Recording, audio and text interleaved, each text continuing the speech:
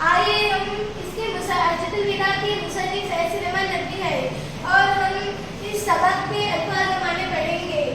انتخاب بدلا، حجۃ الوداع آخری حج، طواف کسی مقام کے گرد چکر لگانا، قصوہ اونٹنی کا نام، مزدلفہ منا اور عرفات کے درمیان واقع اس مقام کا نام، منا مکے سے 6 کلومیٹر پر واقع ایک مقام کا نام، ناقہ اونٹنی، تلاتم طوفان، عمرہ وہ جگہ جہاں شیطان نے حضرت ابراہیم علیہ السلام کو بہکایا تھا۔ اب ہم حجۃ الوداع کے مصنف سید سلیمان ندوی کا تعارف پڑھیں گے۔ نام ہے سید سلیمان ندوی، پیدائش بہار ریاست کے پٹنہ ضلع کے چھوٹے سے گاؤں دسنا میں پیدا ہوئے اور 1884 عیسوی کو ان کا پیدائش ہوئی۔ مجموعہ عرض القرآن رحمت عالم، وفات 1953 عیسوی کو ان کا انتقال ہو گیا۔ آج ہم سبق حجۃ الوداع پڑھیں گے۔ ذی القعدہ کی 10 ہجری میں ہر طرف منادی ہوئی کہ رسول اللہ صلی اللہ علیہ وسلم اس سال حج کے ارادے سے مکہ معظمہ تشریف لے جائیں گے۔ یہ خبر دفعتاً پورے عرب میں پھیل گئی اور سارا عرب ساتھ چلنے کے لیے امنڈ آیا۔ ذی القعدہ کی 26 تاریخ کو آپ صلی اللہ علیہ وسلم نے غسل فرمایا اور چادر تمیز باندھ کر ظہر کی نماز کے بعد مدینے سے باہر نکلے۔ مدینے سے 6 میل پر ذوالحلیفہ کے مقام پر رات گزاری اور دوسرے دن دوبارہ غسل فرما کر 2 رکعت نماز ادا کی اور احرام باندھ کر قصوہ اونٹنی پر سوار ہوئے۔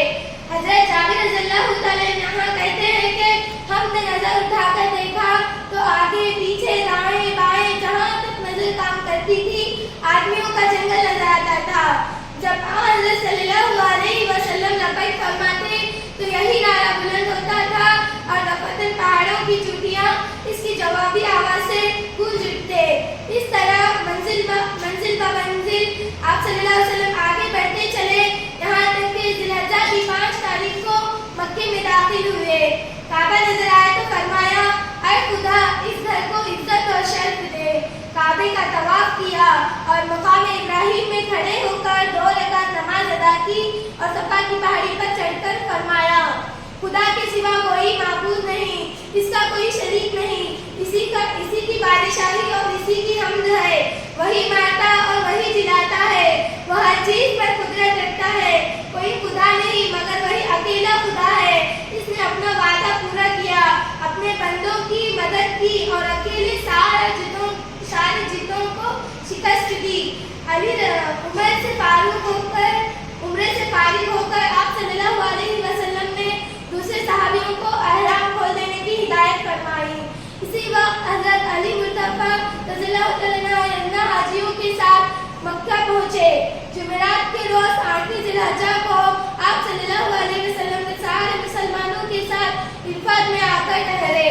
دوپہر ڈھل گئی تو قصوہ پر سوار ہو کر میدان میں آئے اور اسی اونٹنی پر بیٹھے بیٹھے حج کا خطبہ دیا۔ آج پہلا دن تھا کہ اسلام اپنے جہ و جلال کے ساتھ نمودار ہوا اور جاہلیت کے سارے بے حمودہ مراسم مٹا دیں گے۔ آپ صلی اللہ علیہ وسلم نے فرمایا کہ ہاں جاہلیت کے سارے دستور و رسم و رواج میرے دونوں پاؤں کے نیچے ہے۔ جاہلیت کے سارے خون کے بدلے ختم کر دیں گے اور سب سے پہلے اپنے خاندان کا خون ربیہ بن حارث کا بیٹے کا انتقامی خون کا بدلہ لینے کا حق چھوڑتا ہوں، یعنی دشمنی کو معاف کرتا ہوں، جاہلیت کے سود مٹاتا ہوں۔ وہ اپنے خاندان کا یعنی عباس بن عبد المطلب کا ہے۔ اب یعنی اس کے معنی پڑھیں گے۔ ذی القعدہ کی 10 ہجری میں ہر طرف منادی ہوئی کہ رسول اللہ صلی اللہ علیہ وسلم اس سال حج کے ارادے سے مکہ معظمہ تشریف لے جائیں گے۔ ذی القعدہ کی 10 ہجری میں ہر طرف اعلان ہوا کہ رسول اللہ صلی اللہ علیہ وسلم اس سال حج کے ارادے سے مکہ تشریف لے جائیں گے۔ یہ خبر دفعتاً پورے عرب میں پھیل گئی کہ رسول اللہ صلی اللہ علیہ وسلم اس سال حج کے لیے جا رہے ہیں اور سارا عرب ساتھ چلنے کے لیے امنڈ آیا اور سارا عرب ہم بھی مکے کے لیے جاتے ہوئے سارا عرب ساتھ چلنے کے لیے امنڈ آیا، تیار ہوئے۔ ذی القعدہ کی 26 تاریخ کو آپ صلی اللہ علیہ وسلم نے غسل فرمایا۔ ذی القعدہ کی 10 تاریخ کو انہوں نے اعلان ہوا تھا کہ رسول صلی اللہ علیہ وسلم को ज़िलक़अदा की 26 तारीख को आप सल्लल्लाहु अलैहि वसल्लम ने गुस्ल फरमाया और चादर तमीज बांधी और ज़ोहर की नमाज के बाद मदीने से बाहर निकले। मदीने से 6 मील पर जुल्हलीफा के मुकाम पर रात गुजारी। यानी मदीने से 6 मील पर एक जुल्हलीफा मुकाम का नाम है जहाँ पर आप सल्लल्लाहु अलैहि वसल्लम ने रात गुजारी थी और दूसरे दिन दोबारा गुस्ल फरमा कर 2 रकात नमाज अदा की। यानी 6 मील पर जुल्हलीफा के मुकाम पर रात गुजारी थी, वहीं पर फिर दूसरे दिन गुस्ल फरमा कर 2 रकात नमाज अदा की और अहराम बनकर, अहराम यानी कि उम्रा और हज का लिबास जो बगैर सिले के कपड़े रहते थे उसको अहराम बोलते हैं, जो वो बांध कर कस्वा ऊँटनी पर सवार हुए। कस्वा एक ऊँटनी का नाम है जिस पर सवार होकर हुजूर सल्लल्लाहु अलैहि वसल्लम मक्के मुअज़्ज़मा तशरीफ जा रहे थे। और हज़रत जाबिर रज़ियल्लाहु अन्हु कहते हैं कि हमने नजर उठा के देखा तो आगे पीछे दाएं बाएं जहाँ तक नजर काम करती थी आदमियों का जंगल नजर आता था। तो जाबिर रज़ियल्लाहु अन्हु पलट के उन्होंने देखे तो उन्होंने देखा कि आगे पीछे दाएं बाएं जहाँ तक अपने आंखों की जहाँ तक नजर काम करती थी वहाँ तक भी आदमियों का जंगल नजर आ रहा था। तो जब हज़रत सल्लल्लाहु अलैहि वसल्लम ने लब्बैक फरमाया, उन्होंने लब्बैक बोला तो यहाँ यही नारा बुलंद होता था और दफतन पहाड़ों की चोटियाँ इसकी जवाबी आवाज से गूंज उठती।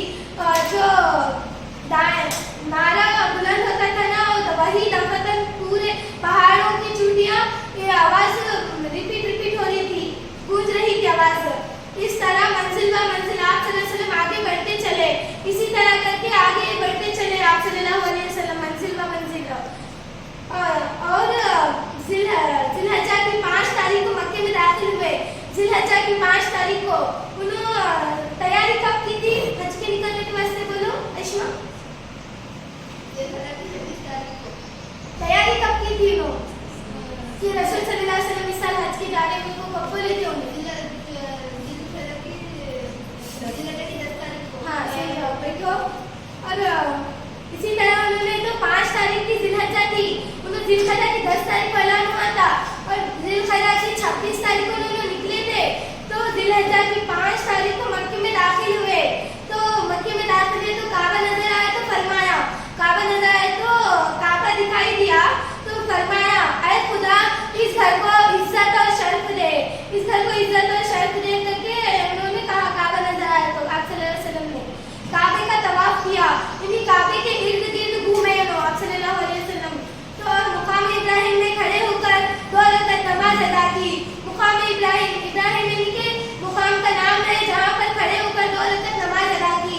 और सफा की पहाड़ी पर चढ़कर फरमाया, पहाड़ी का नाम है सफा, जहाँ पर खड़े होकर फरमाया है कि खुदा के सिवा कोई माबूद नहीं, खुदा के सिवा कोई माबूद नहीं और उसका कोई शरीक नहीं, उसी की बादशाही और उसी की हम्द है, वही माता और वही जिलाता, पैदा करने वाला भी वही है और मारने वाला भी वही है, उनको खुशी देने वाला, गम देने वाला, जिंदगी देने वाला, सब कुछ अल्लाह ताला ही, अल्लाह ताला की सब कोई माबूद नहीं है कहकर आप सल्लल्लाहु अलैहि वसल्लम ने कहा। और वो हर चीज पर कुदरत रखता है, कोई खुदा नहीं मगर वही अकेला खुदा है। खुदा अकेला खुदा है, किसी को भी मानना नहीं, अकेले खुदा को एक ही मानना। और इसने अपना वादा पूरा किया, अपने बंदे की मदद की और अकेले सारे जगहों को शिकस्त दी।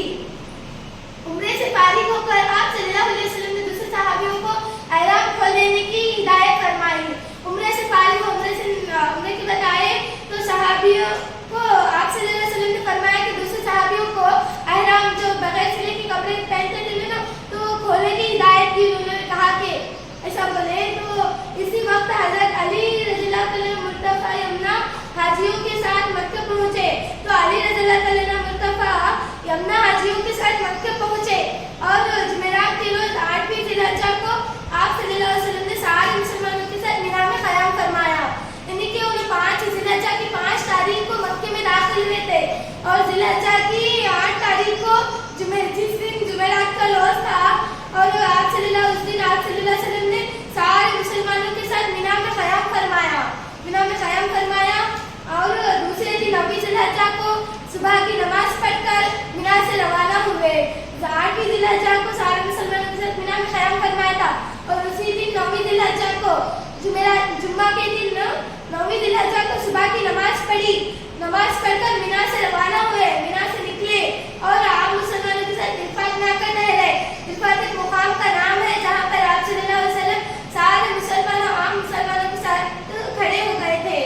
और दोपहर हो गई तो कस्बा पर सवार होकर मैदान में आए और इसी ऊँटनी पर बैठे बैठे हज का खुतबा दिया। ऊँटनी का नाम क्या था नेहा? हाँ सही था, ऊँटनी का नाम था कस्बा, जिस पर बैठे बैठे हज का खुतबा दिया था आप सल्लल्लाहु अलैहि वसल्लम ने। आज पहला दिन था कि इस्लाम अपने जा व जलाल के साथ नमोदार हुआ और जाहिलियत के सारे बेहुदा रस्म रिवाज मिटा देंगे। यानी कि हज के बाद उन्होंने आए तो ये आज पहला दिन था आप सल्लल्लाहु अलैहि वसल्लम का, तो उन्होंने सारे जाहिलियत के सारे बेहुदा मरासिम यानी कि जो रस्म करते थे, बुतों को मानते थे, वो सब भी रस्म छोड़ने को कहा था। जब हज के आने के बाद ऐसा कहा था तो आप सल्लल्लाहु अलैहि वसल्लम ने फरमाया कि हाँ, जाहिलियत के सारे दस्तूर और रस्म रिवाज मेरे दोनों पाँव के नीचे है। क्या बोला उन्होंने? जाहिलियत के सारे दस्तूर और रस्म रिवाज मेरे दोनों पाँव के नीचे है।